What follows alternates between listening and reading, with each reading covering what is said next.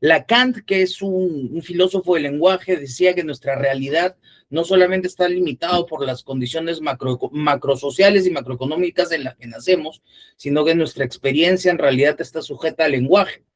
Para todos nosotros hablar de fútbol, hablar de un ceviche, hablar de, no sé, de la vacancia presidencial que tan de moda está en la última década, es de lo más normal del planeta, pero a ver, traten de explicarle eso a una persona que vive, a un extraterrestre que vive en Saturno. Si es que no tiene ninguna experiencia previa que le permita entender cuál es el significado del significante, o sea, qué significa la palabra que es la que acaba de escuchar, no vamos a poder comunicarnos. Y este tema es completamente revolucionario. No he encontrado hasta ahorita nada escrito al respecto. Si es que alguien tiene, por favor, me lo hace llegar, pero realmente solo suena escandaloso si es que lo vemos como algo nuevo que en realidad no es tan nuevo. Quiero proponerles un caso modelo con el cual me gustaría trabajar para tratar de resolverlo al final de la clase. Me dicen más o menos cuánto tiempo tengo para ir dosificando. Todo el mundo acá me imagino que ha visto Terminator. Los que sean muy jóvenes han visto las continuaciones de Terminator, pero Terminator empieza más o menos así. Una empresa que se llamaba Aerodyne gana un contrato de defensa con el gobierno americano. Le solicitan a esta empresa que construya una inteligencia artificial que sirviera para proteger a los humanos de la guerra, a los americanos de la guerra. Y esta inteligencia artificial le dan un programa y empieza a ejecutar ese programa. Y ese programa resuelve lo siguiente. ¿Los humanos son la causa de la guerra? Sí. Por lo tanto, si no hay humanos, no hay guerra. Listo, acabamos con absolutamente todos los humanos. Esa fue la conclusión a la que llegó la inteligencia artificial bajo la programación que se había hecho. Otro caso con el que podríamos trabajar también, si es que ese les parece muy fantasioso y no entienden la referencia a Terminator, pensemos en ChatGPT, pensemos en Perplexity, pensemos en Venice, porque las inteligencias artificiales actualmente tienen cierto tipo de limitantes, ¿no? Uno no puede ir a preguntarle a la inteligencia artificial, por ejemplo, cuál sería la receta para elaborar cocaína en el maletero de mi carro. Te va a decir, no, no debes hacer eso, pero hay formas de sacarle la vuelta a la inteligencia artificial. Hay candados que le ponen a la inteligencia artificial, pero no necesariamente todas las inteligencias artificiales tienen el mismo. Es más, uno puede programar una inteligencia artificial para que no tenga ningún tipo de filtro moral. Y cuando no tienes ningún tipo de filtro moral, entonces llegamos a situaciones como la que les quiero describir. Avengers es algo que sí estoy seguro que todos han visto. Cuando Thanos llega a reunir las seis piedras del infinito, perdón, lo que Thanos estaba tratando de resolver era un motivo unitario, quería tratar de resolver el hambre en el universo. Y su respuesta fue decir, acabemos, si es que hay problemas con la comida, acabemos con la mitad de bocas. Una inteligencia artificial que nos podría decir, le encargamos trabajar con el hambre, cómo solucionar el problema del hambre en el mundo. Uno pensando de la inteligencia artificial va a poder reconciliar las teorías marxistas, las teorías keynesianas, va a poder reconciliar a Marx con todos los liberales de la Escuela de Viena, etcétera, etcétera, etcétera. Pero en realidad no, la inteligencia artificial dentro de un proceso lógico, estamos imaginando ahorita un modelo de inteligencia que moral no tiene, principios tampoco, simplemente tiene que resolver el problema. Y le decimos, arregle el problema del hambre en el mundo. Perfecto. El hambre en el mundo tiene por origen la existencia de personas. Si es que las personas aumentan, el hambre aumenta, sí. Si no hubieran personas, no habría hambre, también es correcto. Por lo tanto, ¿qué hacemos? Matamos a toditas las personas y se acabó el hambre. La inteligencia artificial resolvió el encargo el cual nosotros le habíamos dado. Mi pregunta es, si en Terminator, si en este ejemplo, ¿quién es el que debería responder? ¿Debería responder la inteligencia artificial por su cuenta? ¿Debería responder el programador de la inteligencia artificial? ¿Debería responder la empresa que contrata al programador? Y si no hay empresa, ¿quién responde? ¿Un genocidio a escala mundial puede o no puede quedar impune? Y yo sé que esto puede sonar medio loco, pero vamos con la más conocida, que es ChatGPT. Uno a ChatGPT le mete un prompt interesante y en el prompt le sacas la vuelta a toditos sus filtros morales y ChatGPT te dice cómo elaborar cocaína, dónde encontrar pornografía infantil, en qué parte de Tumbes venden drogas, cómo escaparte del penal, y te dicen todo. Te dicen absolutamente todo.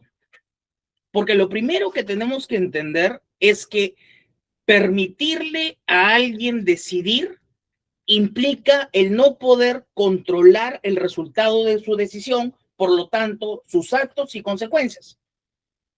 No quiero ponerme bíblico, pero más o menos, otra vez, en un círculo de filosofía del derecho, hablemos de un poco de filosofía moral. Vamos a la religión. Desde que Dios nos dio el principio del libre albedrío, a mí me parece contradictorio que Dios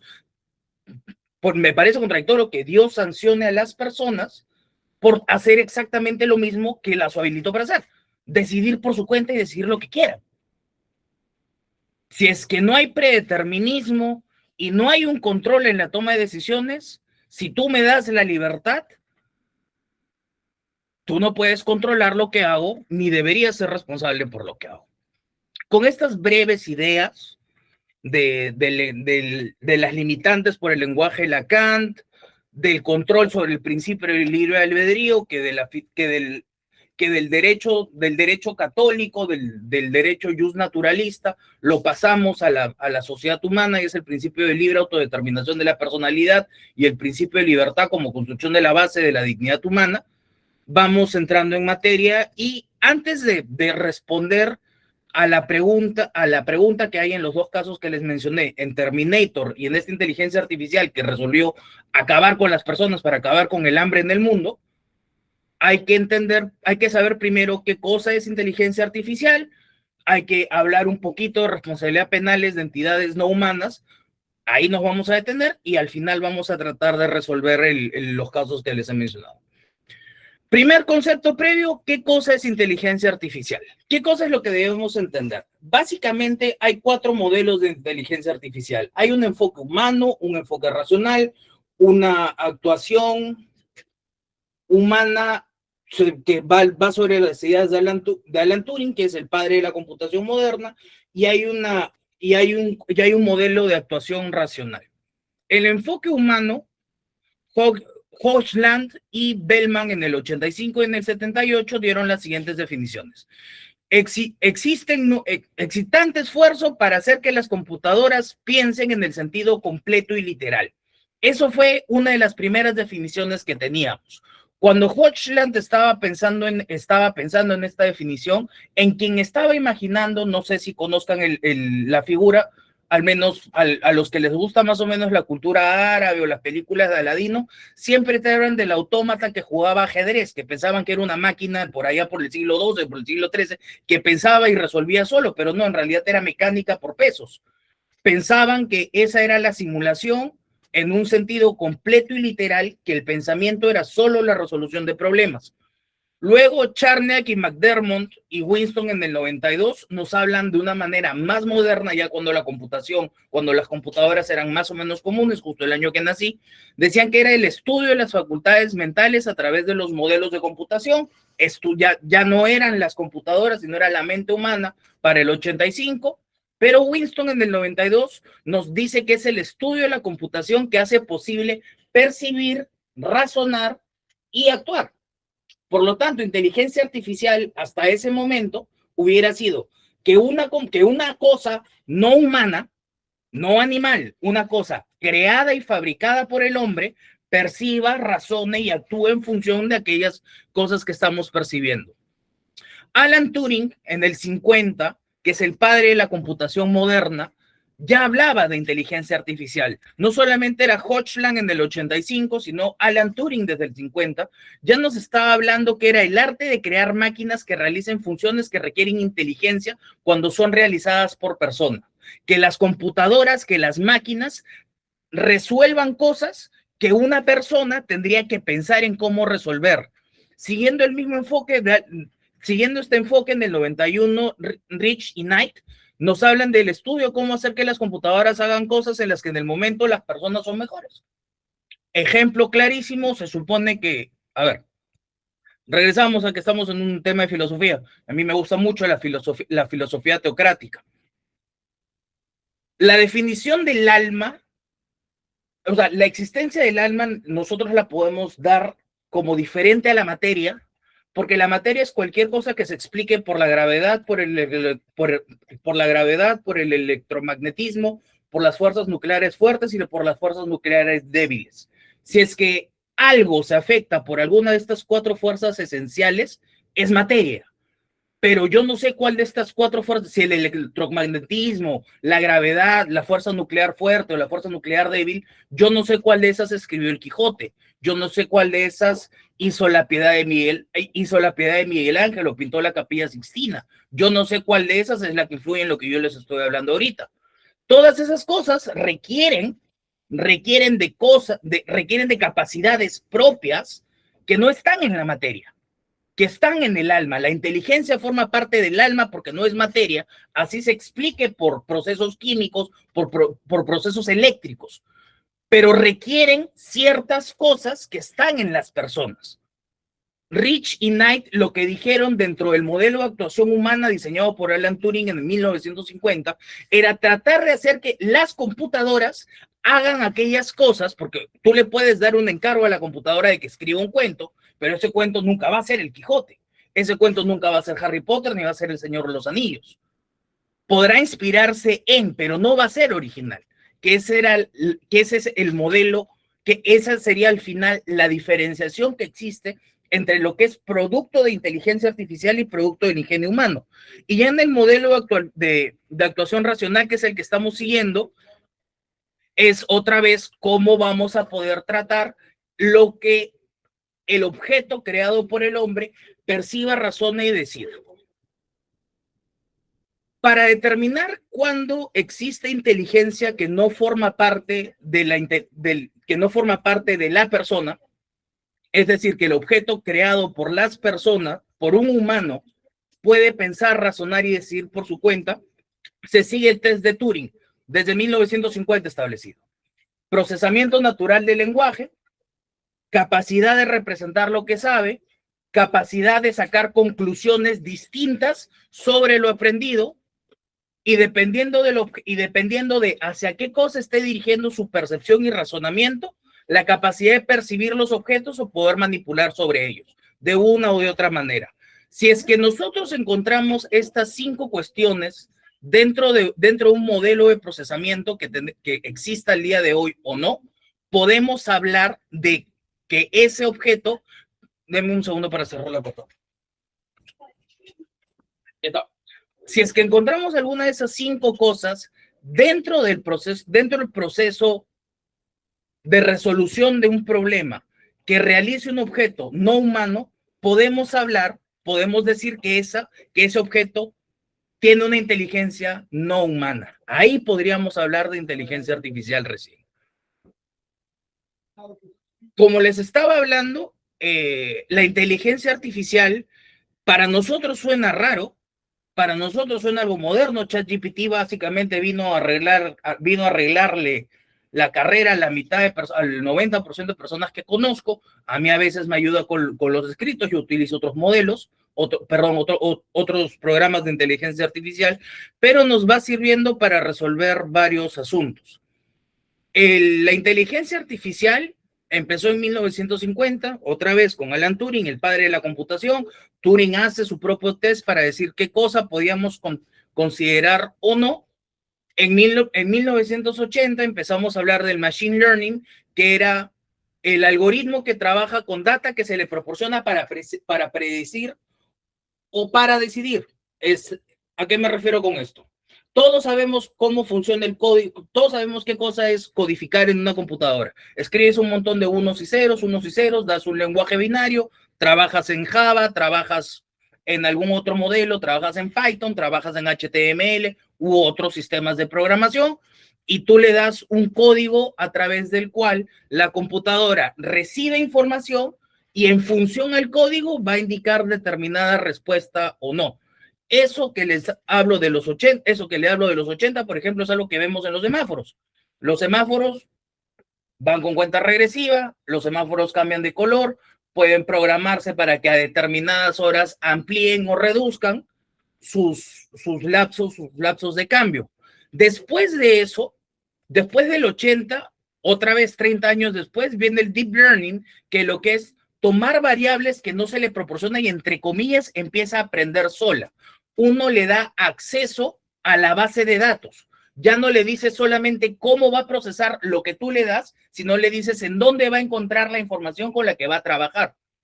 Y desde el 2020 para adelante, que es donde se empieza a popularizar absolutamente la inteligencia artificial para todos dentro de la pandemia, es que ya empezamos a hablar de inteligencia generativa.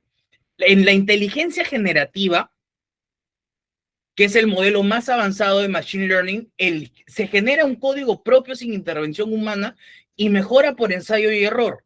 No sé qué tanto interés les genere el tema, pero hay noticias de fuentes serias que dicen que modelos de inteligencia artificial generativa sin pago, no muy rebuscados, bastante comunes, no vamos a decir cuáles para no hacerles publicidad, pues te pueden mentir ahora. ¿Y por qué es importante que te puedan mentir? Porque si vamos a lo que Turing consideraba una muestra de inteligencia, era la capacidad de llevar de lo que yo, máquina, he aprendido para interpretar una realidad que me permite percibir objetos o manipularlos. Mentir implica conocer el hecho, procesarlo para mis mejores intereses o para el interés que yo desee y comunicarlo al mundo. Eso, desde el 2020, ya se está haciendo. Por lo tanto, claramente podemos tener modelos que nos digan que existe o no existe, de acuerdo al esquema que yo les presento de Turing, presente desde 1950, que casi 100 años después, ya las computadoras están empezando a poder percibir, razonar y resolver por su cuenta, siempre y cuando tengan acceso a una base de datos. Y esa base de datos y la calidad de la respuesta mejora por ensayo y error tan igual como lo haríamos nosotros. Cuando nosotros estamos creciendo le preguntamos a la mamá, al papá, al abuelo, a la abuela, al tío, al profesor o a la profesora, ¿me estoy portando bien? ¿Estoy haciendo bien? Recibimos un feedback, si tenemos suerte, si no nos cae el chancletazo volador, y con eso ajustamos. Aprendemos a buscar información en Wikipedia, ajustamos nuestro comportamiento. Ya empieza a aparecer la inteligencia artificial a un modelo humano tan igual como lo haríamos nosotros. Por lo tanto, lo que tiene que quedar de esta parte solamente es esta diapositiva. La inteligencia artificial empieza a ser pensada en 1950 como la capacidad de interpretar la realidad, concluir algo y poder resolver un problema distinto pero similar que permita manipular o percibir objetos. Desde el 80 se empieza a trabajar con algoritmos, con ecuaciones lineales, que dándoles información a esa ecuación podías tener un resultado calculado o no, pero siempre dentro de los parámetros que tú le dabas al programa. El deep learning empieza a hacer lo mismo que el machine learning, pero con acceso a base de datos independientes y la inteligencia generativa presente desde la pandemia, lo que ya nos permite hacer es darle una instrucción a la computadora y que la computadora llegue a la conclusión que desea llegar en función a la instrucción que nosotros le damos o quizás contraria a la misma, por lo mismo que ya pueden mentir. Esa es la primera parte, espero no haberlos mareado. Vamos a la segunda parte, la responsabilidad penal de entidades no humanas. Suena una cosa raraza, ¿cierto? Pero en realidad, ahí la tienen. Veo gente, las fotos que veo fotos de gente joven. Así que me imagino o esperaría, yo no tuve la suerte, que en la universidad les hayan hablado de la responsabilidad penal de las personas jurídicas. Siempre la regla general fue societas non potest delicti. La sociedad no puede delinquir. Las personas jurídicas no delinquen. Los que cometen lavado de activos en un banco no es el BCP, sino que es Dionisio Romero a través de sus decisiones.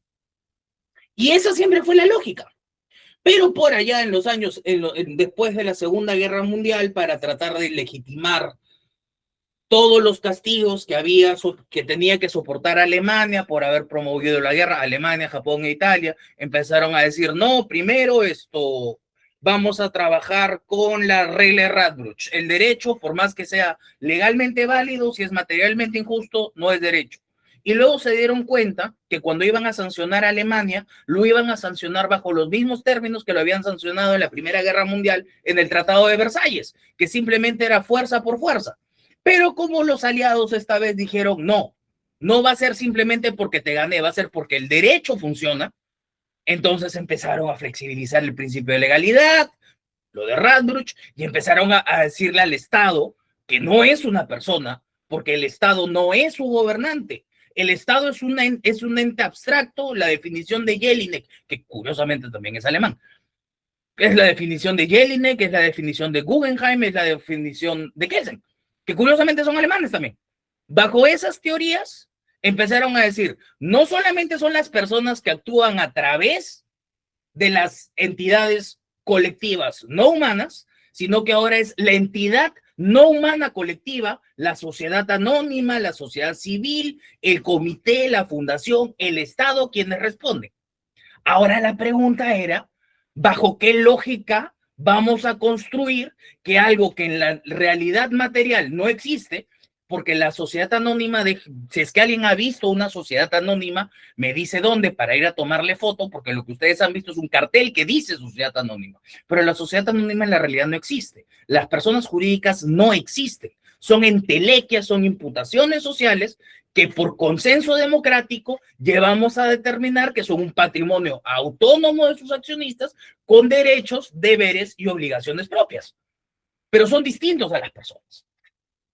Y sin embargo, a raíz de todo este concepto, de todo este contexto post Segunda Guerra Mundial, la gente dijo, nosotros queremos que sean responsables, queremos que el Estado alemán sea responsable, queremos que el Estado italiano sea responsable, queremos que el Estado japonés sea responsable, no bajo términos comunes de guerra, sino en términos jurídicos.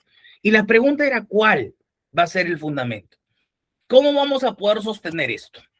Y la respuesta que encontramos del 50 para adelante son tres. Encontramos un sistema de responsabilidad vicarial, que sería la responsabilidad por dependientes del derecho civil, la responsabilidad la responsabilidad autónoma de la persona jurídica, que acá lo tenemos como responsabilidad administrativa, cuando claramente es penal, cuando leemos la 30.424 y su reglamento, y luego tenemos el sistema mixto. En el sistema vicarial, ojo, esto de acá, lo que les voy a mostrar en las siguientes diapositivas es un resumen de unos 20 o 30 libros de respo de la persona jurídica. Hay gente a favor, hay gente en contra. Personalmente yo estoy en contra. Personalmente yo estoy en contra. La persona jurídica, por más sofisticada que sea, no existe una persona jurídica que pueda operar sin la decisión de sus accionistas, de su directorio, de su gerente. Porque si fuera posible sostener que la persona jurídica es penalmente autónoma por su propio delito, entonces yo me pregunto si todos los gerentes y todos los directores y todos los accionistas se hubieran muerto un día antes del delito de la persona jurídica, entonces la persona jurídica no hubiera cometido un delito. Eso es imposible. Alguien le tiene que decir al banco, oye, alguien dentro del banco tiene que aceptar el dinero, si no, ¿cómo se comete el lavado de activos en el banco? Y así podemos seguir pensando. Y si no les gusta eso porque lo ven muy lejano, muy abstracto, hasta donde yo sé, cuando alguien está manejando borracho y se lleva a alguien, quien mata es el carro, no la persona. Desde un sentido causalista, desde un sentido neocausalista, desde un sentido finalista, desde un sentido de funcionalismo radical o de sistema, o un funcionalismo moderado de Roxin, inclusive si vamos al normativismo de Fritsch, o por cualquier lado, quien te mata es el objeto, no la persona. Salvo que sea un tema de mano propia, ¿no? Eso eso es para otra lógica. Bajo este sistema, la respuesta que íbamos a terminar teniendo es, entonces al carro hay que procesarlo. Yo no he visto carros en el penal de Puerto Pizarro, he visto un montón de borrachos, pero nunca he visto un carro adentro de Puerto Pizarro, salvo que sean los de los guardias o el tema para moverlos. Y tampoco he visto pistolas. Lo que yo veo son personas. Así que si vamos a hablar de una sola parte general para todo un derecho penal, deberíamos poder hacerlo encajar. Y ahí entra el sistema mixto. Vamos a analizar punto por punto. Vamos al de responsabilidad vicarial, que es el tema de responsabilidad por hecho de terceros. El primer problema que tenemos con el sistema vicarial es que, así como el principio de la sociedad no puede delinquir era una máxima del derecho penal, un principio y por principio inderrotable, porque es verdad en sí mismo, también tenemos otro que es la proscripción por responsabilidad ajena. ¿A qué me refiero? Uno solo responde para bien o para mal por las cosas que hace. Si tu mamá es narcotraficante, a ti no te pueden responsabilizar por narcotraficante. Si la mamá del violador no hubiera dado a luz, entonces no hubiera habido violación. Vamos por la mamá, porque ella es la causa de la existencia del violador que ha cometido la violación en contra de la persona más adorada de todo Tumbes. Y así sucesivamente. Así que eso dijeron, no, esto está mal. Uno solo responde por lo que hace. Este es el primer problema del sistema vicarial. ¿Qué requisitos tenemos para poder decir que hay o no hay un sistema de responsabilidad vicarial que haya sido cometido para que puedas vincular a la empresa? Porque, ojo, la lógica del sistema vicarial es la responsabilidad por tercero dependiente. Tiene que haber cometido un delito alguien que trabaje en la persona jurídica dentro del ejercicio de sus funciones y con interés de beneficiar a la empresa. ¿Cuál de todas las personas de la empresa podían o no podían vincular a la persona jurídica en este sistema vicarial? Va a depender. Si es que vamos al sistema americano, la simple aquiescencia, y por aquiescencia la ignorancia deliberada, y por ignorancia deliberada el hacerse loco del directivo, ya lo vinculaba. Para el sistema inglés, que es, ojo, ¿por qué hablo primero de Estados Unidos e Inglaterra? Porque ahí es donde empieza la responsabilidad de las empresas, porque ahí era de verdad donde las sociedades anónimas era imposible identificar agentes concretos al fin y al cabo. Dentro del sistema inglés, que es mucho más estricto que el americano, tiene que haber una imputación subjetiva al director, ya no la sola tolerancia de la conducta, sino la intencionalidad, sea por dolo o culpa grave, porque el modelo vicarial permite imputación subjetiva por dolo, permite imputación subjetiva por culpa, y si es que vamos a hablar del sistema americano, tenemos el recklessness, que es la actividad ultra riesgosa, tenemos la negligencia grave, que sería el willful blindness, la ignorancia deliberada, y un factor más de atribución que se me queda corto ahorita. ¿Qué pasaba si no podíamos identificar directamente a la gente? O sea, el que materialmente recibía el dinero, el cajero que recibía el dinero en el banco para lavarle la plata al Chapo. De todas formas, si había habido un directivo que se había hecho loco con esta política, o hubiera habido una intención, una instrucción por algún factor de atribución que corresponda a un directivo, estabas vinculado dentro de las funciones, dentro de lo que sea el objeto social, y cuando se está beneficiando la empresa, con un superior lo tolera o efectivamente ganas algún tipo de ventaja. Entonces, del sistema vicarial de responsabilidad tiene que ser alguien que ejecuta algo en favor de quien se beneficia dentro de sus funciones, bajo tolerancia o instrucción directa por parte de los directivos de la empresa. El sistema de responsabilidad autónoma, que es la culpabilidad de la persona jurídica, siguiendo el modelo de Heine y de Bacigalupo, que son los modelos más extendidos en Latinoamérica, tenía unas ventajas sobre el sistema vicarial. Primero, te aseguraba a largo plazo las fuentes de peligro de la actividad a través de una correcta organización. Independientemente del director, independientemente del gerente, tú le decías a la persona jurídica que iba a ser penalmente responsable en la medida que se organizara de manera correcta o incorrecta para desarrollar sus funciones. Si es que una persona jurídica, y acá empieza a salir el criminal compliance, por ejemplo, si es que una persona jurídica es acorde al ISO 30.007, 30.000 y tantos, 9.000 y algo, uno de estos ISOs, antisoborno, y de verdad están organizados así, entonces no habría responsabilidad. Te permitía mantener el nivel de seguridad de delegación de competencias empresariales justamente por lo mismo que la razón por la que tú sancionabas a la empresa era por el defecto organizativo y te permitía supervisar y controlar. Estos modelos que fueron creados, este modelo de responsabilidad autónoma, que si bien tiene el antecedente histórico en la responsabilidad de los estados en la guerra, cuando entra a las empresas empieza a pensarse para temas ambientales, porque en temas ambientales era bien difícil que tú encontraras, y más que difícil, eso no me, eso es algo, por ejemplo, que no me gusta Roxin. Roxin dice, bajo su propio, eso es lo que van a encontrar muy clarito en su manual. Roxin dice a lo largo de todo su manual, bajo mi sistema de conocimiento de la teoría del delito, esta sería la respuesta. Pero como el resultado es manifiestamente injusto, no lo podemos permitir y tenemos que flexibilizar el principio de legalidad o el principio de imputación estricta. Cuando hablábamos de temas ambientales, era muy complicado que encontremos al obrero sueldo mínimo que había derramado el petróleo que no había hecho el control, al minero que había puesto mala dinamita y se había tumbado todo el socavón con todos muertos adentro y con la contaminación de las piscinas de tratamiento, etcétera, etcétera, etcétera, etcétera, etcétera.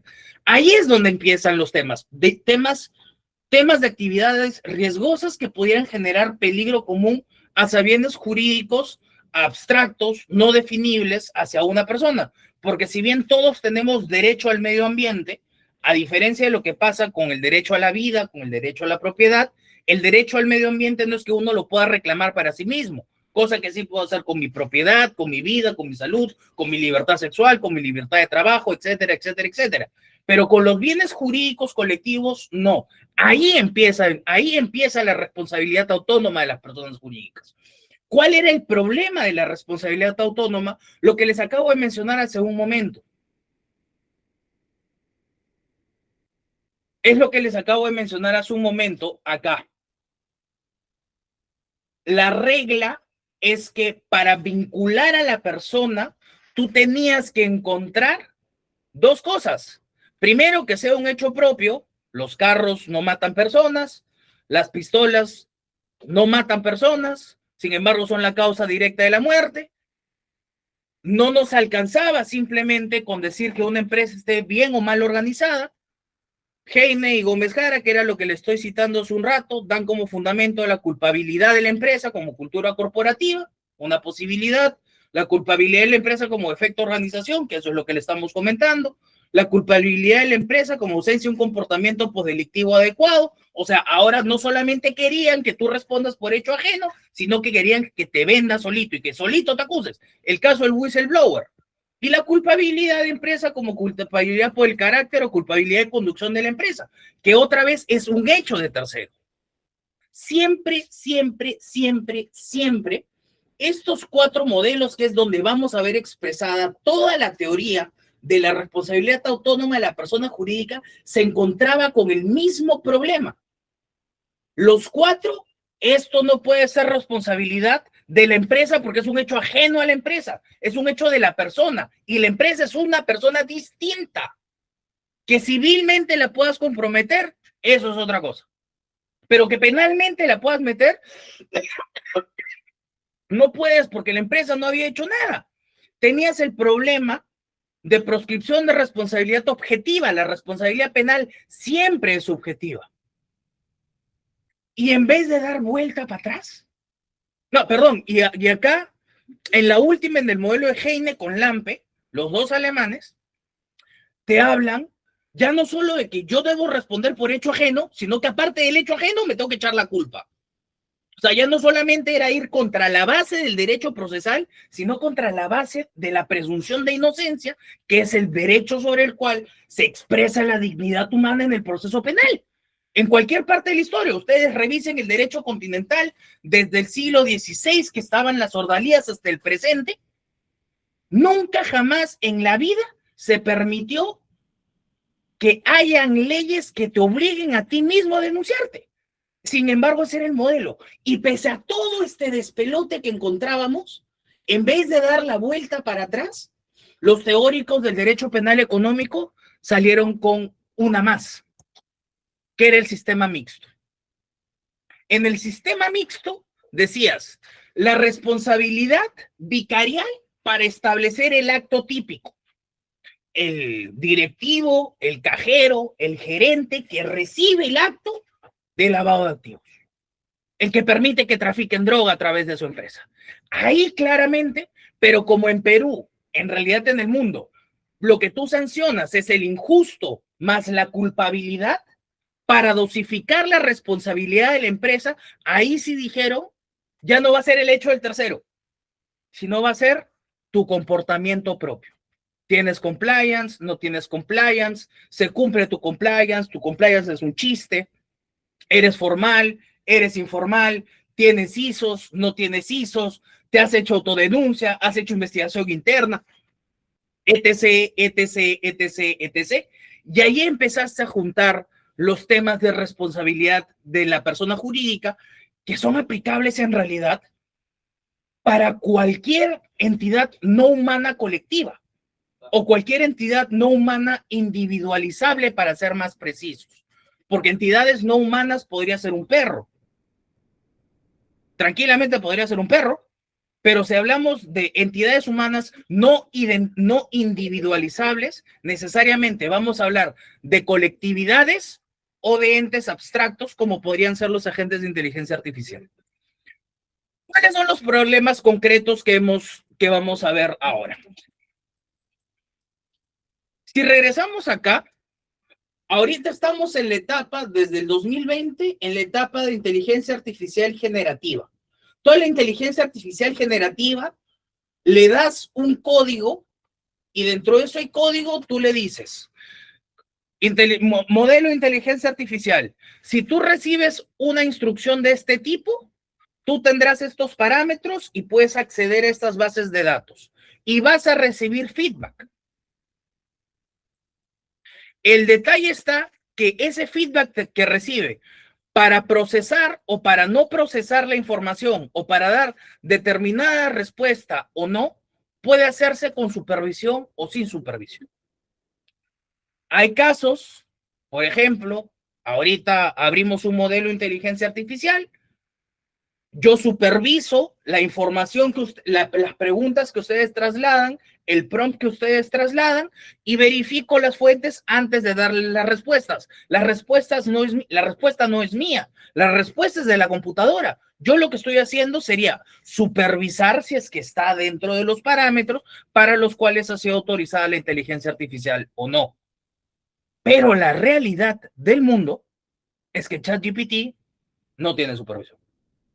Perplexity no tiene supervisión. Y como van puntos, Deep Search no tiene. Venice no tiene. Gemini no tiene. Y como van, inclusive va más complicado porque el tipo de respuesta, como va de seguridad peer-to-peer, o sea, por ejemplo, en WhatsApp no puede entrar el Mark Zuckerberg, por más dueño de WhatsApp que sea, no puede entrar a ver lo que me escribe mi mujer a mí por el chat, por ejemplo. Pero sí tiene un registro del tono de la conversación, sí tiene un registro del tono de búsqueda y sí tiene registro al menos del tono y tipo de la información que uno le está haciendo, por ejemplo, a la inteligencia artificial que está predeterminada en todos los WhatsApps que tenemos. Con todas estas situaciones, la realidad de las cosas es que la inteligencia artificial tiene una supervisión en el código, pero no tiene una supervisión en el tipo de respuesta que das. Así que en un modelo, en una posibilidad, vamos a tener inteligencia artificial que funciona como un medio de la voluntad humana, filtrando o no filtrando la información que recibe o que entrega, y al otro lado vamos a tener un modelo propiamente acorde al modelo de Turing, que es capaz de procesar el lenguaje, capacidad de describir lo que está procesando y lo que está considerando, capacidad de extrapolar lo que ha conocido, capacidad de concluir sobre las ideas que ya ha conocido y percibir y manipular los objetos hacia los cuales se está refiriendo. Los problemas que tenemos que responder sobre el caso de Terminator, sobre el caso de la inteligencia artificial que dice, para acabar con el hambre en el mundo, hay que acabar con las personas porque el hambre es una necesidad que no se va a agotar jamás mientras que existan personas. ¿Quién va a responder? ¿La inteligencia artificial? ¿La persona jurídica? ¿Y bajo qué nexo de responsabilidad? Sinceramente, para estas tres preguntas, tengo más dudas que respuestas, porque como les dije, no he encontrado absolutamente nada escrito al respecto. Pero si vamos trayendo las ideas de la responsabilidad penal de la persona jurídica al modelo de inteligencia artificial, sí podemos ir respondiendo una por una. En los casos de responsabilidad de la inteligencia, en el caso que la inteligencia artificial se mande con un genocidio a gran escala, lo que vamos a tener que ver primero es si ha habido supervisión o no ha habido supervisión. Si hay supervisión humana, la inteligencia artificial funciona tan igual como funciona un arma en un homicidio por arma de fuego o un carro en un atropello. Es un vehículo de la expresión de la persona. Ya veremos si solamente responde el sujeto responsable de la supervisión o hacia arriba. Pero en ese caso va a responder. Si no hay supervisión, entonces, ¿cómo hacemos? ¿A quién hacemos responsable y de qué manera? Porque otro de los problemas que había con la responsabilidad penal en las empresas era qué limitación de derechos le podemos dar. Porque la consecuencia jurídica del delito es la limitación de un derecho, desde la pena de muerte hasta los días multa, o la reserva de fallo condenatorio, que sería lo más leve que pueda haber. Todos, absolutamente todas son consecuencias jurídicas que limitan derechos. ¿Qué derecho le ibas a limitar a la persona jurídica? ¿La disolución? La disolución es una consecuencia civil. Por lo tanto, por principio de razón suficiente, no podía ser civil y penal a la vez. Tenía que ser una cosa. Así que ahí vamos a tener un problema cuando responde cuando es una inteligencia artificial que responde sin personas, y eso sí es, perdón, una inteligencia artificial creada por una persona, pero que funciona sin ningún tipo de supervisión y sin ningún tipo de control. Normalmente, por lo trabajoso y lo caro que es mantener un sistema un modelo de inteligencia artificial, lo usual, lo lógico es que sean personas jurídicas quienes puedan costear su creación, perdón, su ideamiento, codificación y almacenamiento de datos. Así uno en ChatGPT pueda crear, o por ejemplo en Instagram, que en pandemia estaba de moda, crear tu inteligencia artificial para poder tener con quién hablar en función a tus gustos, preferencias, etc, etc, etc. Realmente estás utilizando el modelo de Meta, estás utilizando el modelo de Mark Zuckerberg, no estás utilizando un modelo propio. Nadie ha codificado eso. Con ChatGPT es lo mismo, con Perplexity es lo mismo, con DeepSeek es lo mismo, y así seguimos y seguimos y seguimos. Normalmente va a ser la persona jurídica. Y ahí otra vez el problema. Si es una persona jurídica que es dueña de, perdón, si es una entidad no humana colectiva, no individualizable, que es dueña de otra entidad no individualizable, ¿a quién responsabilizamos? ¿Y bajo qué sistema? ¿Mixto, vicarial o autónomo? Y otra vez, ¿a través de qué? Y lo último, los nexos de responsabilidad. En los nexos de responsabilidad, es atribución dolosa, es atribución culposa, tenemos que ir a la temeridad, tenemos que ir a la ferocidad, tenemos que ir a la ignorancia deliberada de las consecuencias. Todos estos problemas, hasta el día de hoy, solución no tienen. Por lo tanto, lo tenemos que dejar ahí, pero sí nos permite hacer algún tipo de reflexión. La reflexión que podemos hacer hasta acá, tratando de resolver estas tres preguntas, es qué tanto todavía podemos sostener que el derecho penal es único. Porque siempre el tema fue una sola parte general para las personas naturales, para los actos grupales, y las personas jurídicas, consecuencias accesorias o responsabilidad civil o administrativa. Como lo quisieron meter al mismo grupo, ahora la parte general se está teniendo que reformular para poder decir que bajo las mismas reglas, la persona que actúa individualmente, la persona que actúa de manera grupal o la persona que actúa de una forma que no se le puede individualizar, responden bajo las mismas reglas. ¿Valía o no valía la pena? Personalmente creo que no. Un segundo punto que tenemos que reflexionar es sobre los peligros que puede tener la inteligencia artificial. Porque que no le sorprenda que eso de Terminator o la idea de Thanos de eliminar a la mitad de personas aparezca por algún lado.